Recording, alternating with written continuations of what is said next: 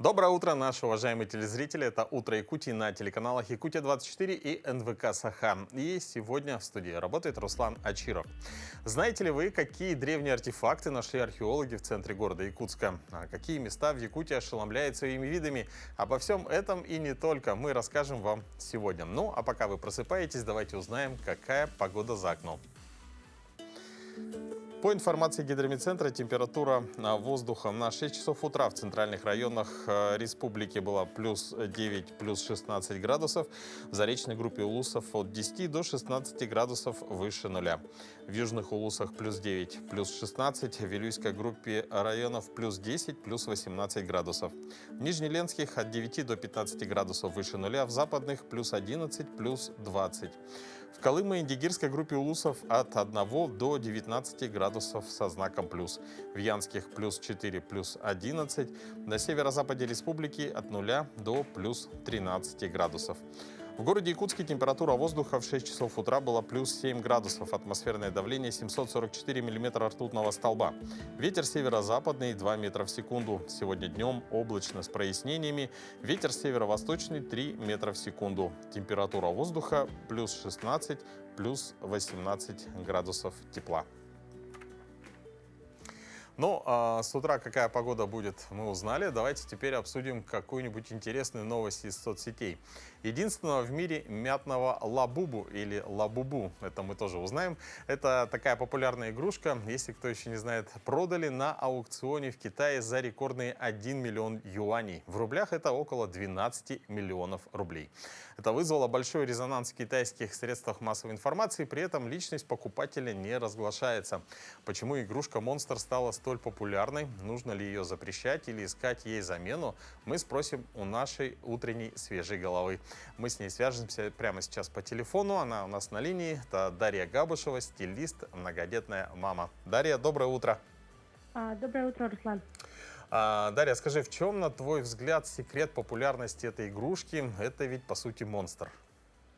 Я смотрю на это с точки зрения маркетинга, конечно же. То есть игрушка была создана еще в 2015 году, то есть по мотивам какого-то комикса китайского, да, и до сегодняшнего дня, ну, условно, да, там, ближайшего от этого времени, она была нам вообще неизвестна. И жили мы, как говорится, не тужили без нее, объективно, да, если. И тут резко в просторах да, социальных сетей различные модные блогеры, инфлюенсеры начинают, то есть они рассказывать. А как мы понимаем, это работает с точки зрения закупа рекламы, да, у лидеров мнений, которые начинают продвигать. А для людей это выглядит так, как будто игрушка просто стрельнула ни с того, ни с сего. Но, конечно же, здесь это вопрос именно маркетинговых вложений, да, денег, бюджета. И теперь, конечно, человек, который придумал это, миллиардер, и входит, по-моему, в какой-то там супер-мега-топ китайских бизнесменов. Мгм. Ну вот сейчас на фото мы видим, что это такой, как ты думаешь, это модный аксессуар, ведь молодые девушки используют ее в качестве, например, вот, обвеса на сумки. Да, конечно, мы не исключаем факта того, что обвесы сейчас очень актуальны. Но нужно также подчеркнуть, что актуальны, по сути, любые обвесы. Мгм. Обвес на сумку – это аксессуар, который транслирует интересы человека, да? Ну, то есть, например, если я люблю что-то спортивное, я могу, например, и какой-то мини-мяч, например, повесить, да? Если я там являюсь приверженцем, например, национальной культуры, не знаю, можно даже, знаешь, как мне кажется, придумать такой какой-нибудь ытык, может быть, или какой-то другой якутский инструмент, или, может быть, маленький хомус. Тоже интересно. Мгм. Ну вот сейчас есть такие мнения, что высказываются, да, что нужно изучить и, скорее всего, возможно, запретить даже, да, лабубу. Вот как ты считаешь, нужно ли ее запрещать? Я, конечно, в первую очередь, как мама рассматриваю эту историю, да, и понимаю, что в целом контент, который сейчас потребляют наши дети, он очень сильно завязан на страхе. То есть вообще мы понимаем, что эта эмоция, она очень яркая у детей, у всех, да, у детей очень развита фантазия. И у нас еще, помнишь, был период хаги-ваги, да?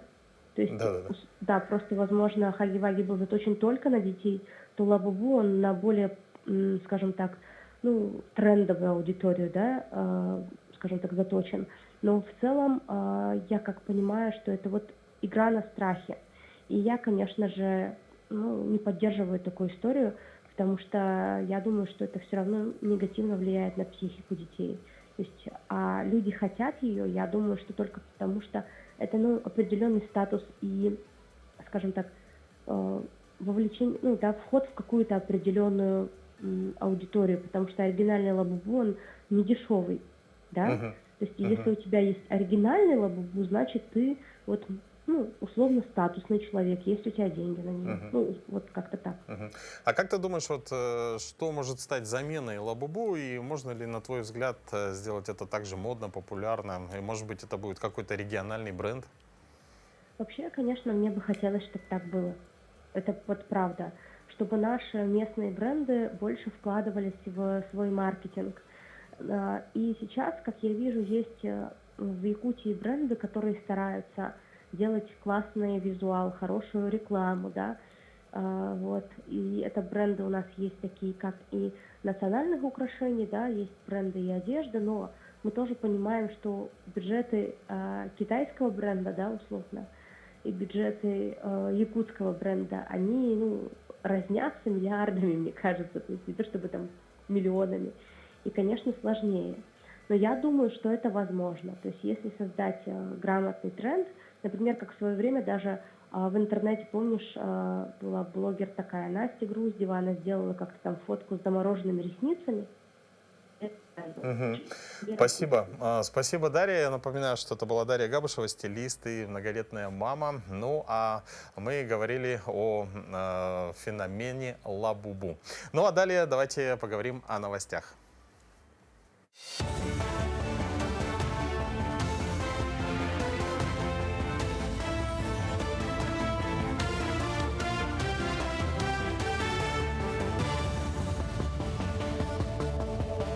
Доброе утро, Якутия. Последние новости к этому часу. Республика планирует подписать около 20 соглашений на Питерском международном экономическом форуме различного уровня, включая межрегиональные и соглашения с крупными компаниями, такими как «Газпром». Все эти соглашения направлены на развитие республики, об этом сообщил глава Якутии. Напомню, что в прошлом году на ПМЭФ республика заключила 14 соглашений на сумму около 40 миллиардов рублей. В Якутии стартовала страцессия, посвященная роли госэкспертизы в управлении проектами создания объектов капитального строительства. Участие во встрече приняли первый зампред и министр строительства республики, а также представители стройсообщества из разных уголков Дальнего Востока. На страцессии подняли актуальные вопросы, затрагивающие строительный комплекс Якутии, его методы ведения работы, а также изменения некоторых процедур, связанных со строительством на Крайнем Севере. Кроме этого, отметили и важность развития цифровой индустрии, которая позволяет контролировать все ключевые этапы работ, тем самым сокращая время строительства. Вопрос экспертного развития, он достаточно широк. То есть и экспертиза – это неотъемлемая часть строительства, то есть в целом и развитие строительной отрасли. Поэтому не только цифровизация. Цифровизация, она как срез, да, это ключевой момент, то есть она, как если рассматривать, допустим, сетевой график, да, то есть это критический путь развития, скажем так, строительной отрасли на текущий момент. Но помимо нее много других вопросов. То есть это и развитие, комплексное развитие территории, то есть это оптимизация программ бюджетного, то есть развития. Поэтому тут много вопросов. Граждан Беларуси вербуют в дроперы под видом однодневных командировок в Россию. Российская киберполиция предупреждает, что мошенники предлагают гражданам Беларуси легкий заработок, заманивая их в Россию на один день для открытия банковских карт. Обещая оплачиваемые поездки, объясняя это процессингом или криптоарбитражом. Злоумышленники используют эти карты для вывода похищенных средств. МВД напоминает, что лица, оформившие карты, дроперы, несут ответственность по закону за свои действия. Ну а дроперы – это люди, которые за вознаграждение передают мошенникам данные своих банковских карт, что позволяет преступникам использовать их в преступных целях. В Якутске на Талом озере развернулись соревнования по судомодельному спорту. Учащиеся из разных районов республики подготовили к спуску на воду самодельные радиоуправляемые суда для выявления лучших. Всего в состязаниях приняли участие 17 школьников по 3 различным категориям – яхты, катамараны и катера на радиоуправлении. По первым 2 выигрывали те суда, которые на силе ветра достигали середины озера. Если те сбивались с курса, участники могли выталкивать их в нужном направлении. На 3-м же этапе победители выявляли по времени самого лучшего пройденного круга. Дети сами изобретают, сами исследуют, сами проводят исследования, да, они как бы конструируют свои модели и запускают как в деле, как говорится, они проводят опыты, они запускают эти модели. После судомодельного спорта, этой дисциплины, да, будут дальше еще по автомодельному направлению, да, и авиамодельному направлению, и ракетомодельному направлению. В Кудакском заказнике Бурятии на видео, снятое фотоловушкой, попала необычная утренняя пробежка. Стадо коров бежало по дорожке впереди бурого медведя. На особо охраняемой природной территории буренкам делать нечего. Выпас животных там запрещен. Это естественная среда обитания хищников. Хозяева не должны отпускать туда свой скот. Ну а бурые медведи только кажутся неповоротливыми. Они способны развивать скорость до 50 км в час. Скорость и мощь делает этих животных очень опасными хищниками.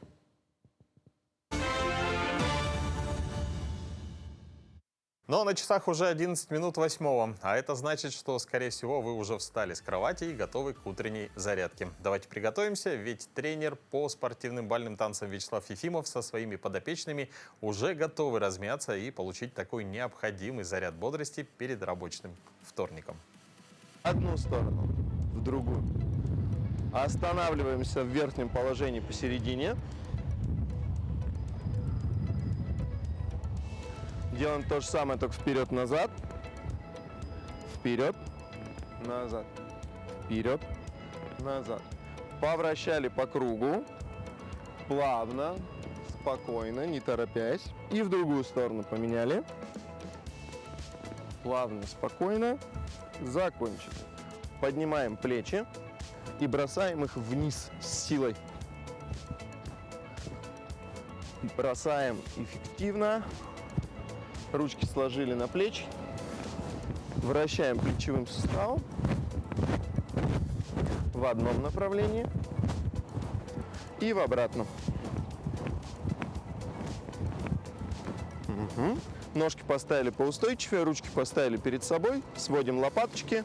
1, 2, в сторону, 3, 4. Локти, прямые ручки. Локти, прямые ручки. Локти, прямые ручки. Локти, прямые ручки. Закончили. Делаем вверх-вниз. Вверх, левая, правая. Левая, правая. Левая, правая. Сложили ручку за голову, взяли себя за локоть и плавненько потянули назад. Чуть-чуть подержали. Когда натяжение проходит, расслабляемся. Поменяли ручку, обхватили себя за локоть, потянули за спину, почувствовали растяжение в суставе, подержали напряжение, отпустили. Ручки поставили в стороны, тянемся из стороны в сторону, таким образом, чтобы центр тяжести оставался на месте. Коленочки прямые. Смещаем верхнюю часть корпуса из стороны в сторону. Поставили ручки на пояс. Делаем наклончики по 2 раза. В одну сторону 2 раза, в другую сторону 2 раза. Вперед-назад, по 2 раза вперед и 2 раза назад. 2 раза вперед и 2 раза назад. Повращали тазом в одну сторону и поменяли направление, вращаем в другую сторону. Размялись наши суставы. Собираем ножки вместе, ручки ставим в сторону для противовеса, скручиваемся. Скручиваемся достаточно эффективно. Чем быстрее, тем лучше. Одну ножку поставили в сторону. Продолжаем скручиваться и переходим с одной ножки на другую. На одной ножке, на другой ножке. Отлично. Собрали ножки вместе, ручки поставили обратно на пояс, коленочки вниз, на стопах подняться наверх. Вниз в коленочки, наверх на стопы. Вниз в коленочки, вверх на стопы. Вниз в коленочки, вверх на стопы. Вниз коленочки, вверх стопы. Делаем только стопы наверх. Расслабились. Поставили одну стопу на пальчик. Пальчики собрали вместе. Повращали. Вращаем. Остановились, расслабились. Всем спасибо. Лето – это время не только для отдыха, но кое у кого именно в это время начинается активный сезон полевых работ. К примеру, у археологов. Вы, наверное, слышали, а некоторые и видели, что в городе Якутске на пересечении улиц Каландарашвили и переулка Марка Жиркова вновь начались археологические раскопки. И сегодня мы узнаем, что же археологи там ищут, а может быть уже что-то нашли ценное. Наши гости Иван Фролов, археолог, и Гаврил Терентьев, заместитель руководителя управления по охране объектов культурного наследия Республики Саха-Якутия. Доброе утро. Доброе утро. Доброе утро. Скажите, это продолжение раскопок, которые проводились в прошлые годы? Да. Ну, это вот территория, которая сейчас раскопки проводит, да, на Каландрашвили, перекресток Жиркова, да. Это раньше стояла там Якутская строка, это 1682-1686 года, да. И вот раньше непонятно было, там что какие-то остатки были или нет, ну, культурный слой имеется в виду, да. И вот в 13-14 годах там проводилась археологическая разведка, и, соответственно, был очень насыщенный культурный слой, и, соответственно, мы всем, кому эта земля принадлежит собственности, сказали, что здесь можно строиться, если только по закону организовать археологические-спасательные работы.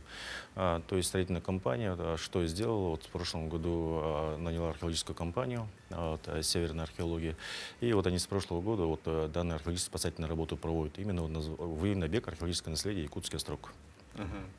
То есть, получается, это такие плановые работы, да, которые проводятся? Да, это планы работы, которые там, ну, если детально, там должна быть специальный раздел по обеспечению сохранности именно по археологическим-спасательным работам, там сколько квадратуры должно быть выкопано, вот это всем это в разделе расписывается, ну и через историко-культурную экспертизу и с нами согласовываться. И вот это должно быть реализовано. То есть, Иван, скажите, есть ли план поисков у археологов или находки это больше такое дело случая?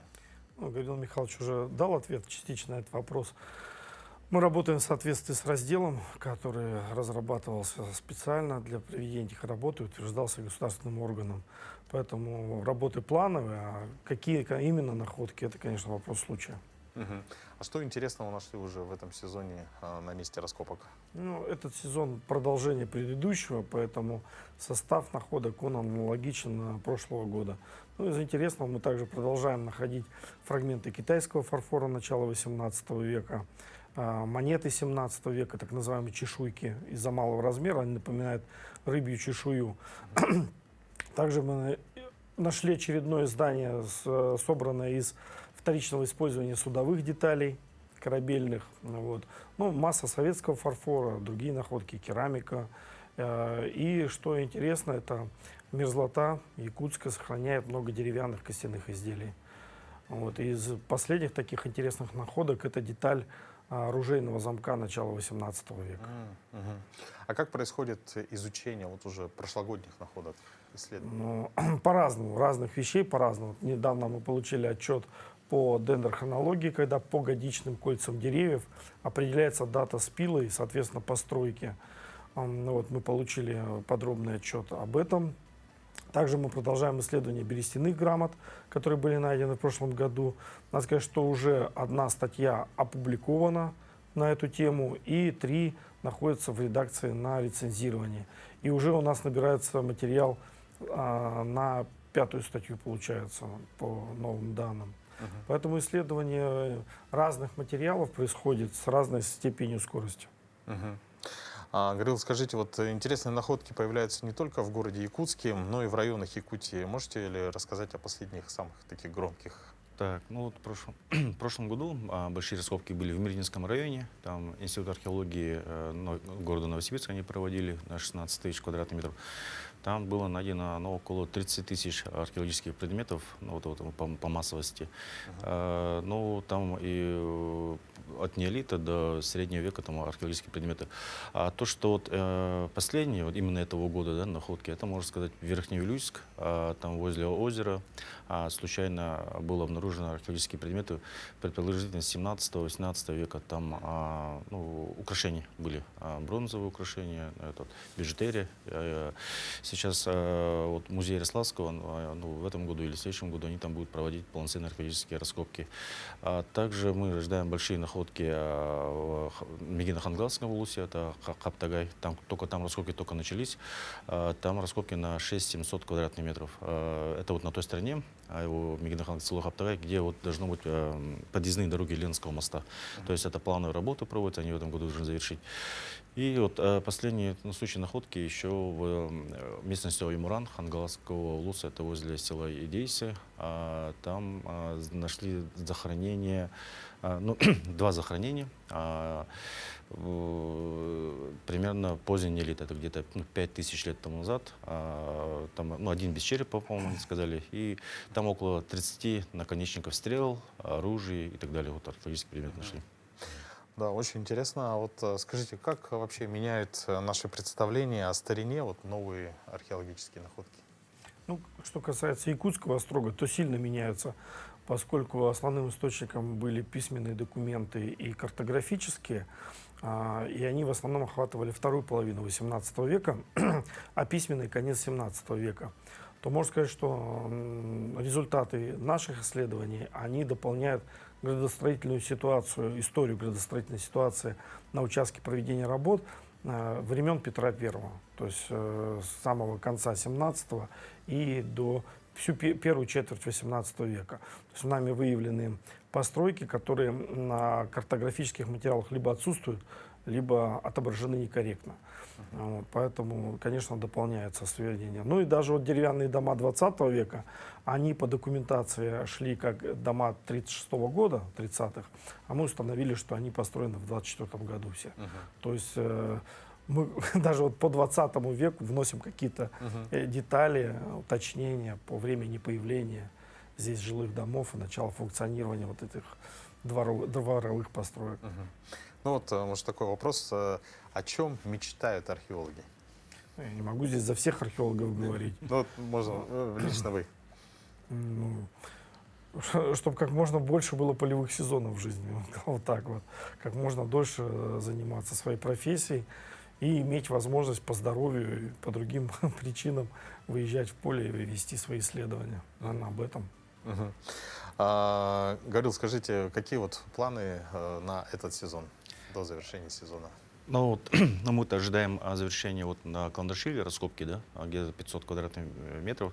Ну, мы надеемся, что там найдутся еще более интересные находки, а именно в части, что именно вот берестяные грамоты, да, вот они в прошлом году 11 штук нашли, и, ну, мы думаем, еще больше, потому что это очень интересно.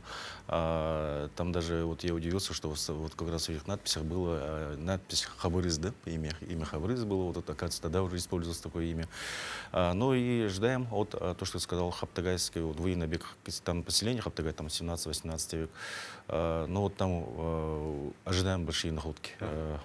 Спасибо большое. От лица нашей команды мы также желаем вам успехов в проведении раскопок и хорошего дня. Спасибо. Спасибо. Ну, несмотря на прохладное начало июня, впереди нас, несомненно, ждут жаркие дни. Квас, как известно, спасает от жары. А сегодня, 17 июня, отмечен как День русского кваса. Несмотря на то, что квас считается исконно русским продуктом, известно также, что еще 8000 лет назад похожий напиток из зерен ячменя умели готовить древние египтяне и жители древнего Вавилона. О нем есть упоминания у Геродота, Плиния Старшего и Гиппократа, которые описывали его целебные свойства. Называли такой напиток цитос. Но по одной из версий, русское слово «квас» означает «кислый напиток». Ну а какие еще знаменательные даты, связанные с днем сегодняшним, нам расскажет рубрика «Даты и события».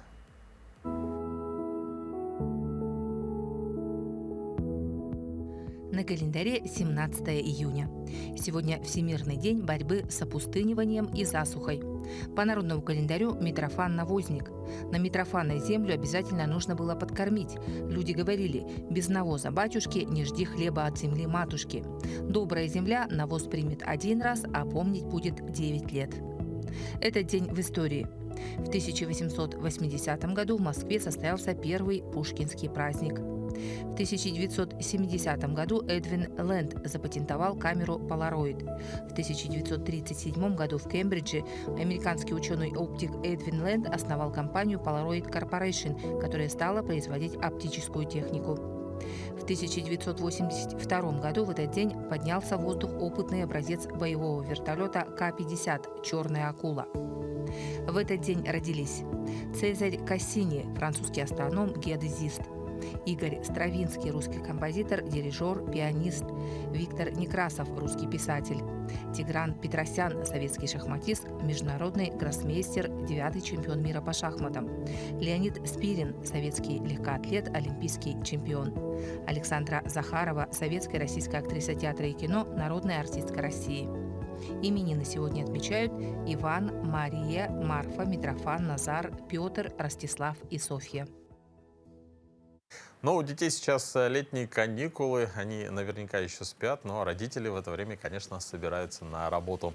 Вот о безопасности детей дома мы расскажем вам далее. Родителям приходится рассказывать детям про безопасность дома с момента, когда ребенок впервые остается один. Обычно мамы и папы начинают постепенно приучать малыша с 15 минут в дошкольном возрасте и постепенно увеличивают до пары часов, а потом и целого дня. Это не правило, которое подойдет всем, а общий ориентир. Заранее обсудите с ребенком правила безопасности дома, которые нужно соблюдать, когда он остается один. Об основных из них мы напомним вам в следующем материале. Прежде чем оставить ребенка одного дома, удостоверьтесь, нет ли у него страхов, сможет ли он занять себя. Позвонить по телефону родным, столкнувшись с нестандартной ситуацией. Важно помнить, безопасность детей – это ответственность родителей, поэтому необходимо учесть различные бытовые моменты и максимально обезопасить свой дом. Проверьте состояние бытовых приборов и розеток. Важно, чтобы ребенок не имел доступа к неисправной технике. Важно ребенка научить, куда обратиться за помощью, как действовать при пожаре. Немаловажным фактором обеспечения безопасности является наличие в жилых домах пожарных извещателей. Важно не только его установить, но научить ребенка реагировать на звук. К сожалению, в прошлом году у нас был прецедент пожара с детской гибелью. Мама вышла до соседки в соседний дом, частный сектор был. Извещатель сработал. Но, к сожалению, дети не знали, как реагировать и остались дома и, к сожалению, погибли. Поэтому важно не только установить АДПИ, но и научить детей реагировать на звук. Неважно, на каком этаже вы живете и сколько лет ребенку, необходимо иметь запорное устройство на окнах или съемные ручки. Уберите бытовую химию, опасные продукты и лекарства в недоступное место. Придумайте правила безопасности. Постарайтесь поменьше использовать фразы «опасно», «запрещено», «очень страшно», «тебя украдут, если откроешь дверь». Ребенок может не понять, что ему угрожает, а жесткость запретов вызовет недобрый интерес. Выстраивайте разговор доброжелательно, но при этом серьезно. На помощь родителям приходят и современные технологии. Камеры и гаджеты с GPS помогают оставаться на связи с ребенком. С их помощью можно определить его местонахождение, отследить его перемещение и установить радиус безопасности. Какие меры безопасности дома ты знаешь? Вот что можно, что нельзя? Мама, наверное, вас учит, да? Дома, значит. Первое, без мамы готовить нельзя. Сидеть на подоконнике где-нибудь, упасть можно.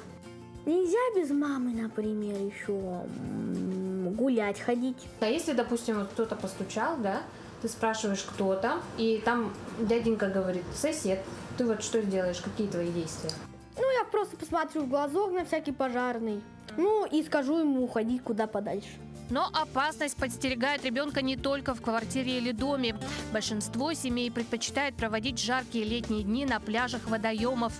И здесь важно помнить о правилах безопасности на воде, чтобы избежать несчастных случаев. Сотрудники Центра ГИМС, волонтерские организации, а также сотрудники МВД проводят регулярные рейды на таких акваториях.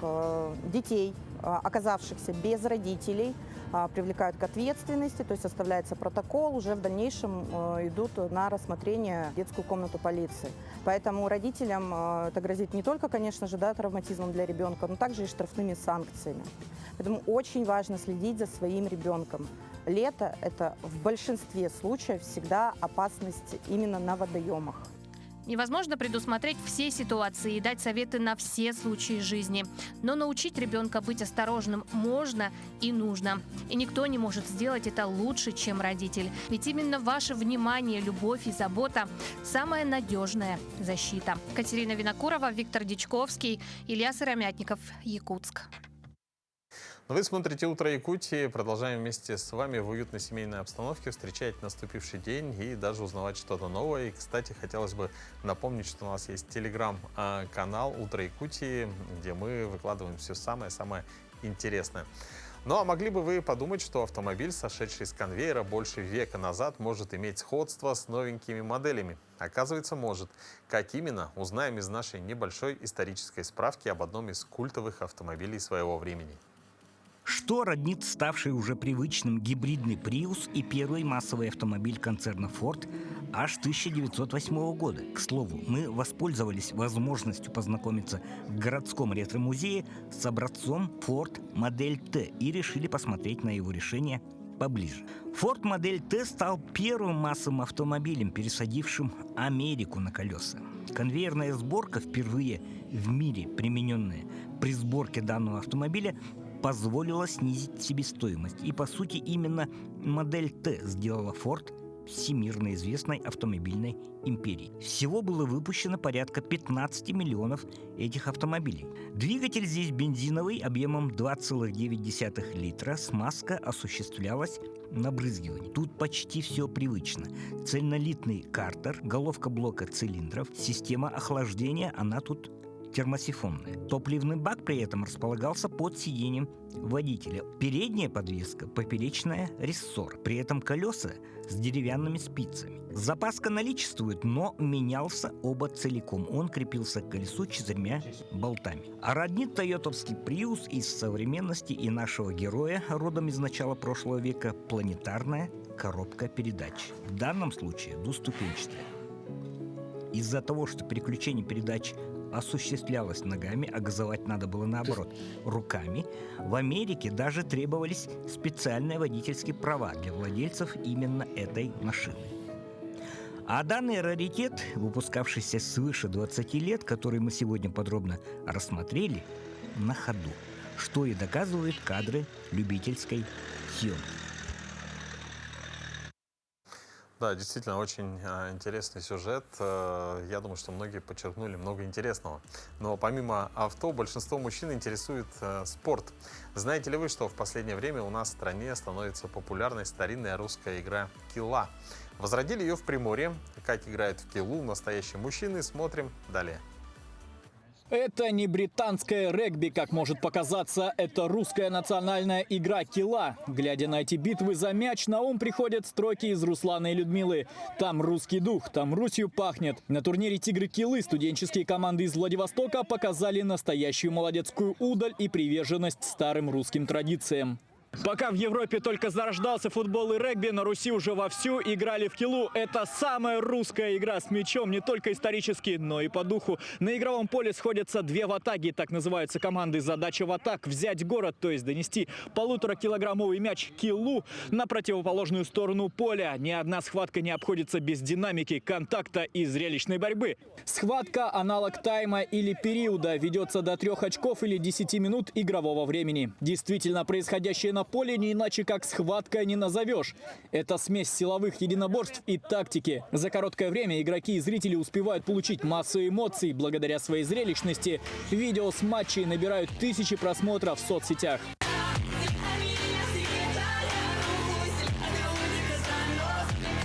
Корни киллы растут из новгородской земли. В конце 18 века появились первые описания и изображения этой командной игры. Возродил традиционную русскую спортивную забаву Дмитрий Черняк. Первые соревнования прошли в 2014 году, и уже больше 10 лет Дмитрий продвигает свое дело по России и за рубежом. Интерес к игре проявили Словакия, Беларусь и даже Киргизия. Кила – это живой огонь, который распространяется от сердца к сердцу. Это исключительно энтузиасты, люди, которые загораются также этой идеей развития русского национального спорта. У нас 18 региональных отделений сейчас от Архангельска до Владивостока, а вообще развитие Килы распространилось на 50 регионов, судя по тому, куда уезжали вот эти вот мячи. А во Владивостоке этот живой огонь зажег Игорь Скварник. Сначала он по своей инициативе проводил тренировки по командным видам спорта для всех желающих, затем узнал про Килу. Спустя некоторое время Игорь связался с федерацией и заказал мяч. В 2024 году прошли первые соревнования, и вот сейчас турнир «Тигры Килы» под эгидой регионального отделения этого вида спорта объединил команды из крупнейших вузов Приморья. Дальневосточный федеральный университет – 2 команды. Это Академия МЧС России – 2 команды. И 1 команда от Университета прокуратуры Российской Федерации. Ребята сегодня будут соревноваться в категории кила 3х3. Это ограниченно контактный, как я ее называю, вариант килы. Пора возрождать все наше. Вот, и, наверное, давно пора. Плюс ко всему, история данного состязания, данной игры идет с 1700 года. Она намного старее, чем многие виды другие мировые игр. Поэтому, наверное, пора уже выходить на Олимпиаду. Выйдет ли когда-нибудь кила на Олимпиаду — вопрос интересный, но однозначно можно сказать, что она зрелищнее большинства видов олимпийского спорта.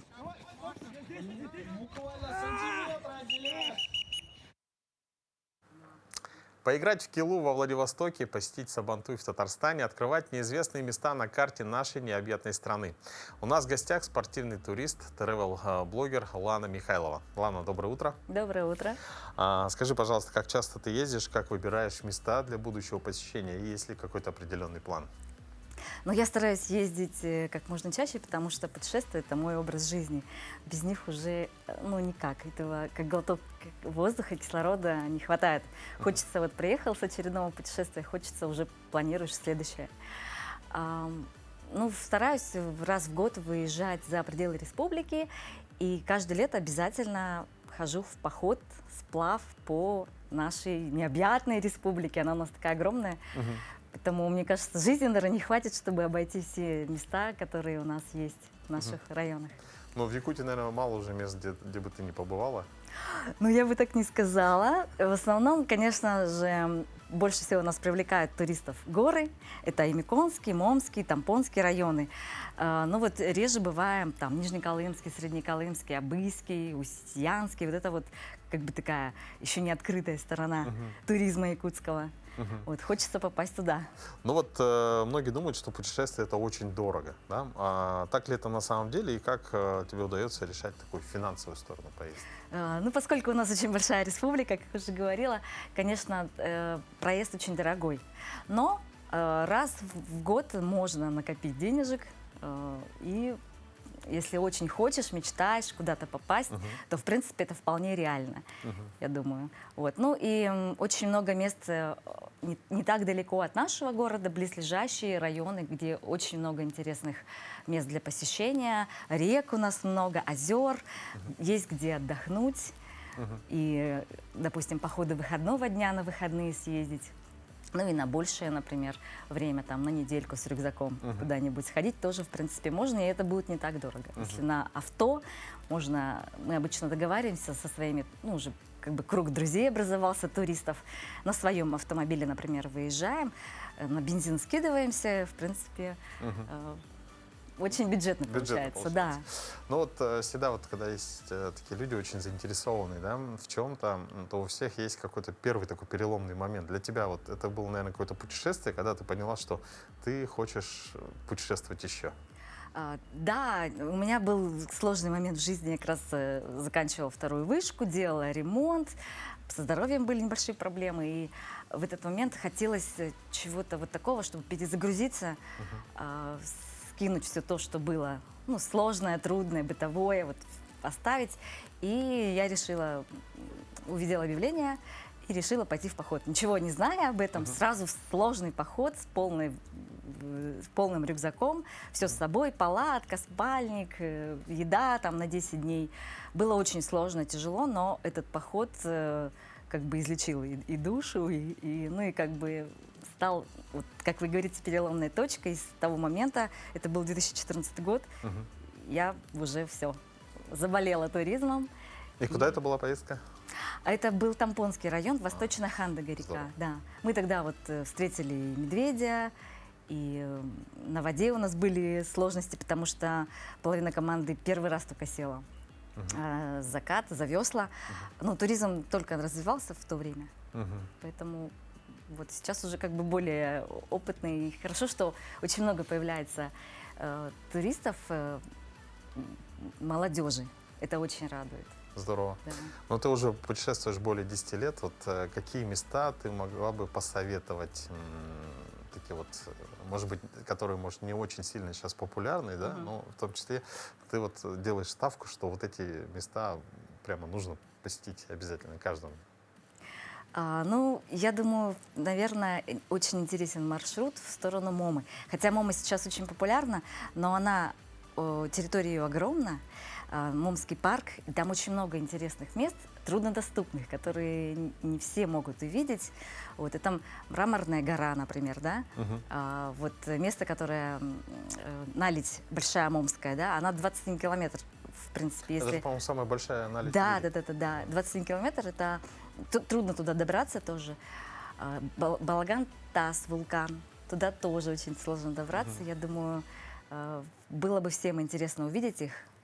Но надо запланировать, загадать себе желание, мечту, наверное, увидеть эти, ну, как сокровища, наверное, нашей природы якутской.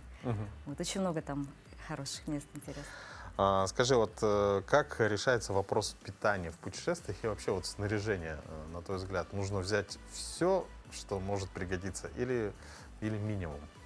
Ну, если вы идете в пеший поход, и все с собой в рюкзаке, конечно же, нужно все по минимуму.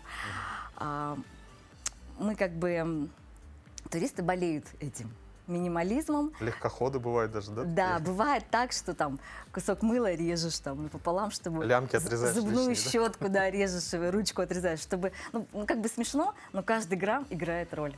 Тут отрезал, тут оттяпал, и получается, что есть рюкзака меньше. Ну, а с продуктами, да, тоже самое тяжелое, это, наверное, продукты. Поэтому, ну, вместо хлеба сухари, естественно, да, вместо консервов сейчас сушат мясо, овощи только сухие, чтобы не переть там килограмм картошки, можно насушить картофель, там свеклу, морковь, лук, вот это все. Вот это значительно облегчает вес. Гораздо. Да. На твой взгляд, сейчас вот такой вот пеший туризм, да, массовость приобретает или он как-то развивается у нас? Да, это однозначно. Больше людей да, сейчас. больше людей, больше интересных мест, маршрутов. Ну вот, наверное, вы тоже видите, что время от времени появляются какие-то такие: о, а я тут еще не был, как интересно. И вот как я сказала, что раньше как-то преобладали люди старшего возраста, а сейчас молодежь заинтересовалась. Очень много молодых людей. И развивается, у нас же сейчас Федерация спортивного туризма своя появилась, и она проводит разные мероприятия. Вот в те выходные прошла Лига воды. Кстати, Павел Танин, ваш коллега, участвовал, занял первое место. Да. Там были разные сплавсредства. Это первое соревнование подобное. И удивило, что очень много народу было участников. Прям с утра до вечера там были заплывы. И адреналин, энергия такая, прям чувствовалось, что людям нравится, все такие заряженные. Вот. И, надеюсь, эти соревнования будут проводиться теперь ежегодно. И вот в следующие выходные будет ночная Оленская гонка. Второй раз проводится. Вот. Поэтому молодежи есть, там не просто нам ходить, а какие-то есть, как сказать-то, возможность поучаствовать и проявить себя еще и на соревнованиях. Ну, спасибо большое тебе за очень интересную беседу. Я думаю, ты заразила многих наших телезрителей. Возможно, что еще больше будет людей ходить в походы. Да. Спасибо тебе огромное и успехов в дальнейших путешествиях. Спасибо. Ну, думаю, массовый туризм в Якутии уже наблюдается, по крайней мере, летом, ну и зимой, впрочем, также. Национальный праздник Эсэх собирает в последние годы туристов со всего мира. В июне праздник проводится повсеместно. В прошедшие выходные Эсэх провели и в Алдане. Как все было, расскажут наши коллеги. Эту вазу Екатерина Колоскова называет воплощением мастерства, труда и фантазии. Над созданием шедевра мастерица трудилась не одну неделю. Очень долго делали. Сначала гончарилась она на гончарном круге, потом приклеивали все эти как глину, да, потом сворачивалось, все это определенным образом, все это. Потом долго просушивалось, чтобы в печке обжиг правильно произошел. Первый обжиг, потом второй обжиг, и вот эта глазурь, она уже моего собственного производства, называется глазурь сборка, собирается как капельки, и здесь глазурь пена. Созданием изделий из глины Екатерина увлеклась несколько лет назад, а в прошлом году открыла гончарную мастерскую. Еще одно увлечение мастерицы составляет живопись. Картины ее кисти давно завоевали поклонников. К слову, процесс создания полотна также длителен. Процесс такой не быстрый. Это масло, потом еще покрытое лаком, чтобы на долгую радость. Понимание прекрасного у Колосковых – черта семейная. Супруг Екатерины Виктор изготавливает из дерева необычные сувениры и оригинальные предметы быта. Явные способности к творчеству и созиданию обнаруживают и двое сыновей. Очень хорошо, когда семья творческая, что каждый понимает, кому как что ближе, и поддерживаем друг друга в интересах. Лишь небольшую часть шедевров супруги Колосковы представили на празднике ИСЭХ. Конечно, отобрать изделия для выставки было непросто, ведь особенной для мастера становится каждая его вещь. Мы как картины предоставили, как изделия из дерева и керамику. Алданский район многонациональный, и на народных гуляниях раскрывается гармония красоты и великолепия множества культур. Северная земля талантами богата, и на площадке Сывыки, неподалеку от главной сцены, безграничность стихии творчества играла всем многоцветием граней. Я вообще удивляюсь, столько очень талантливых людей, просто вот корзины очень понравились, вот зонтик. Ну и вообще все, просто молодцы. Массовое участие в праздничной выставке приняли рукодельницы Алданского клуба мастериц. Представляя выполненные в разных техниках шедевры, девушки и женщины щедро делились с гостями и секретами мастерства. Сегодня я принесла бантики ручной работы, брелочки. Новая серия моих игрушек – это монстрики-пришельцы. Ну и, как всегда, вот такие мягкие мимимишные котики, которых хочется тискать. С красотами южно-якутского уголка ценители, гости праздника, могли ознакомиться на картинах Евгения Кокшенева. Основное направление деятельности Евгения составляет рекламно-производственная сфера, а живописью мужчина занимается для души. Это репродукция его самого первого произведения, а фотоделом и художественным искусством Евгений увлекся более 30 лет назад. Сегодня новая выставка. Прошлая выставка была дорогам посвящена. Это выставка Алданскому району. То есть работы, 23 работы новых. Это за последние 1,5 года. То, что непосредственно по нашему Алданскому району. В дни ИСЭХа принято веселиться и радоваться, и встреча лета для алданцев остается одним из любимых праздников.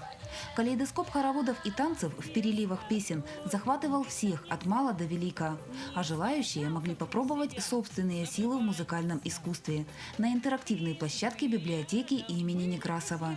Алданская центральная районная библиотека каждый год на этом замечательном празднике в культурном этнографическом комплексе Сывыки проводит городской поэтический фестиваль.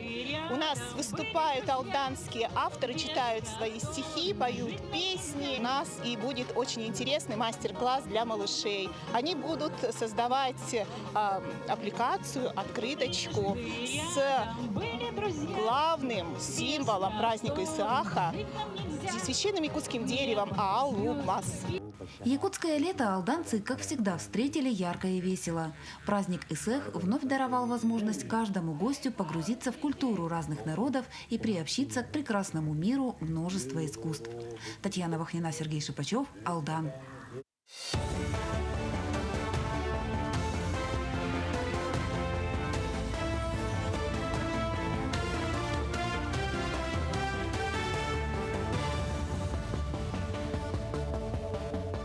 Мы продолжаем освещать самые заметные события. Доброе утро. В Высшей школе инновационного менеджмента при главе республики началось обучение участников кадровой программы «Якутия. Земля героев». Из почти 1000 желающих после тщательного отбора на обучение было допущено 25 человек. В отличие от других регионов, в Якутии было принято решение о допуске к учебе не только конкурсантов с высшим образованием, но и со среднеспециальным. В течение года участники программы прослушают курс по государственному и муниципальному управлению, а после завершения учебы будут распределены на руководящие должности в различные учреждения и организации. Ну, я как патриот своей Родины должна учиться и еще раз себе показать. У меня будут навыки как руководящий состав, потому что я сам замдиректора по общим вопросам. Мне еще вообще не хватает вот таких учебных процессов. Люблю учиться, очень люблю идти вперед и развиваться. И я увидела в этой программе именно то, что я смогу снова найти свой тот первый мой уровень, который уже закончился, и я хотела бы, знаете, продолжить свое образование. В Госдуму внесли законопроект об ужесточении наказания за преступления против медработников. Предлагается дополнить Уголовный кодекс РФ, отнеся совершение преступления в отношении медработника при исполнении им служебных обязанностей к обстоятельствам, отягчающим наказание. Авторы законопроекта считают, что действующие нормы недостаточно эффективно сдерживают преступления против медиков, и ситуация требует повышенного внимания. Ну а Росстандарт разрабатывает новый ГОСТ на икру с пониженным содержанием соли. Это один из способов борьбы с фальсификатом. Текущий ГОСТ допускает содержание соли в икре первого сорта в пределах 4-6%, а во втором сорте 4-7%. Эта новость появилась на фоне дискуссии о возможном запрете на транспортировку красной икры физическими лицами, вызванной опасениями по поводу качества и безопасности продукции. Эсэх объединяющий. 7 июня в Монголии состоялся национальный праздник Эсэх мира. На пресс-конференции организаторы рассказали, что он прошел по всем канонам. Гости получили благословение во время обряда Алгыс и, конечно, станцевали осохой. На празднике, прошедшем в Улан-Баторе, побывали более 300 человек. Для проведения праздника из Якутии в Монголию отправилась целая делегация. Традиции народа Саха посетители посвящали мастера народных промыслов и творческие коллективы. Нам очень понравилось. Там такая спокойная обстановка, природа совсем другая, скалы, полустепь или степь. В программу целая такая церемония открытия, как вот у Эсэха Туймады. Все, в общем, как требуется. Прежде всего, развитие культурных связей и ознакомление Монголии с нашей культурой, с нашим языком, сближение народов, что ли, дружба народов. Ну а в Якутии в дни празднования Эсэха Туймады и Эсэха Аланхо примут дополнительные меры безопасности. В местах празднования ограничат работу мобильного интернета. Об этом сообщил глава региона. Дополнительные меры безопасности примут из-за существующих угроз со стороны украинских спецслужб. На этом пока все. Эфир телеканала продолжит программа «Утро Якутии». Оставайтесь с нами. Но мы желаем всем доброго утра и продуктивного рабочего дня. Ну а если вы в отпуске и любите читать книги, то наш книжный эксперт Максим Эверстов спешит познакомить вас с одной интересной книгой. Салют, меня зовут Максим, и сегодня я расскажу вам про чудесную книгу «Дом в котором» Мариан Петросян. Эта книга долгое время была бестселлером, и мне удалось добраться до нее только недавно, в конце этой зимы. И я ее советую всем, наверное, в поколении Young Adult до 20 лет. И также настоятельно советую родителям и поколению, может быть, моему. Потому что здесь писательница показала, чем живут дети, как воспринимают подростки, да, и Young Adult, это 14-20 лет, современный мир. Книга очень аллегорическая, недаром она много раз попадала в категорию бестселлеров, ее покупали, студенческий букер она получила, множество премий российских. И о чем она рассказывает? О мальчике, который попадает в странный дом. Это вроде бы и школа, и интернат, да, и приют. Здесь учатся странные дети, многие из них ограничены по здоровью. И он показывает, насколько странно воспринимается в детстве и в подростковом мире все окружающее. Книга состоит из 3 частей, но вот у меня в мягкой обложке из 3 частей. Она есть, значит, в Литресе, она частенько бывает у нас в библиотеке в национальной. По-моему, там в одном экземпляре ее расхватывают, потому что, да, эта книга достойна прочтения, очень классный стиль, язык, читается легко и динамично, герой привлекает, его приключения, кажется, напоминают нам, с одной стороны, приключения советских каких-то героев, с другой стороны, наоборот, современных аллегорических героев а-ля Марвел, потому что здесь магия смешивается с реальным миром, да, такой магический реализм, где мы не можем отличить, это действительно происходит или происходит в разуме героя порой. Поэтому «Дом в котором» — это книга-загадка, это книга-мозаика, которую нужно собрать, чтобы понять весь замысел писателя. Я ее рекомендую. Вот первую часть прочитал на одном дыхании, сейчас уже читаю вторую часть. Я имею в виду, что вот, да, у меня из 3 частей состоит. Поэтому читайте книги, любите жизнь. «Дом в котором» читаем.